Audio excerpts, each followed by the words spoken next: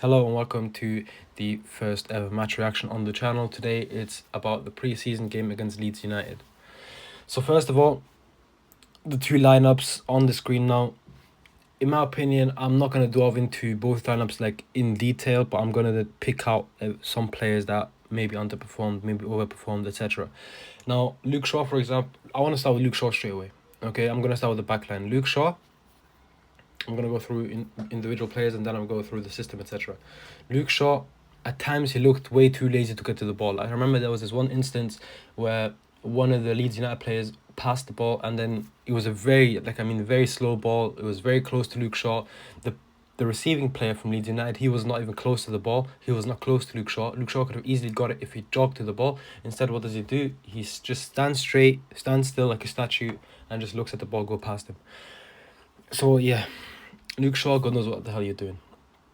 And then, I mean, aside from that, really, there's no real individuals to just talk about.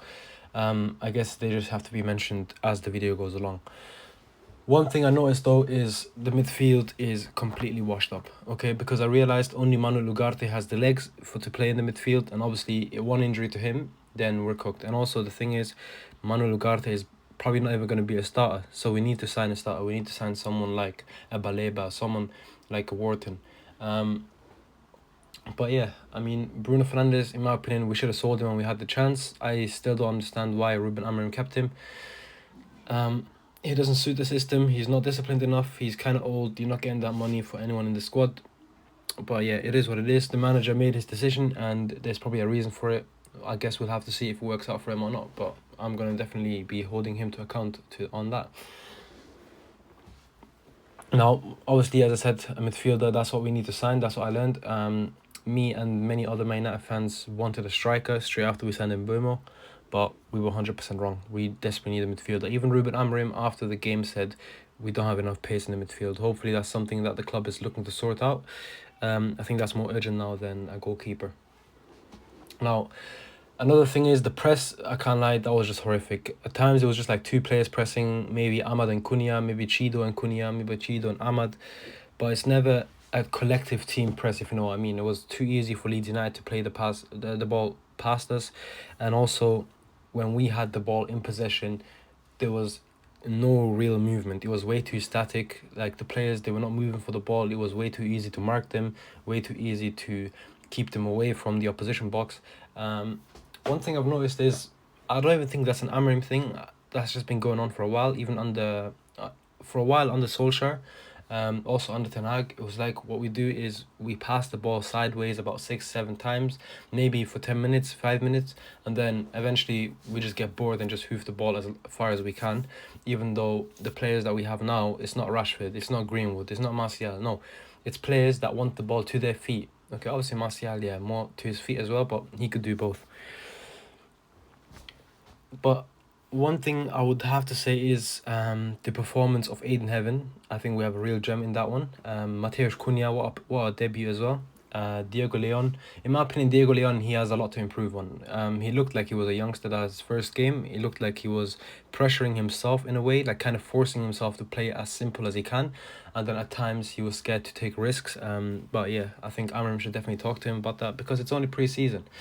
One thing that disappointed me is the fact that Sekou Kone did not play. And yeah, another thing is, this reminds me, Toby Collier, that guy has to be sold in my opinion.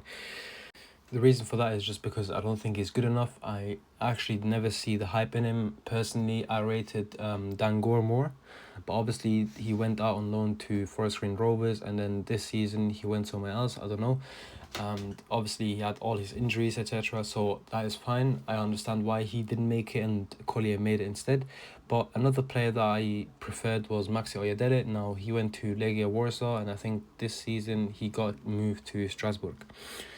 Anyways, Collier, he's just not good enough for me. He's good in terms of running stats, etc.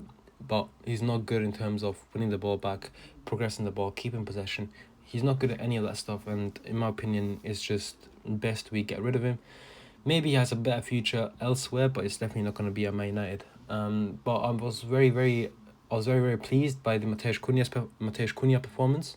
And it made me furthermore more excited for Brian Mbeumo for next week on Sunday when we face off against, I think it's Bournemouth, because I know we play Bournemouth, Everton and West Ham. I think it's in that order. But yeah, regardless, there's a lot to improve on in training. Amrim knows it himself. As I mentioned earlier, he said we need more pace in the midfield. The club better listen to that and, you know, actually bring someone with pace, with athleticism, with technical ability into the club. Because if we go into the season with this midfield, then yeah, trust me, it's not going to be much better than last season. It's going to be maybe slightly better just because of the players we brought in.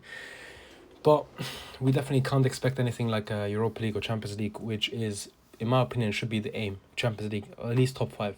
And then hope that 5th place gets you Champions League football. Regardless, very disappointing performance in my opinion.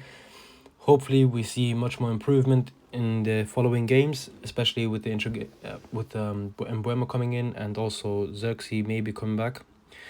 But yeah, that's it for the video. I hope you guys enjoyed it. Please don't forget to subscribe, like and share the video. Also drop a comment as well on your thoughts on the game, and also what type of videos you want me to do in the future. That's it now. I'm Mokba, and goodbye.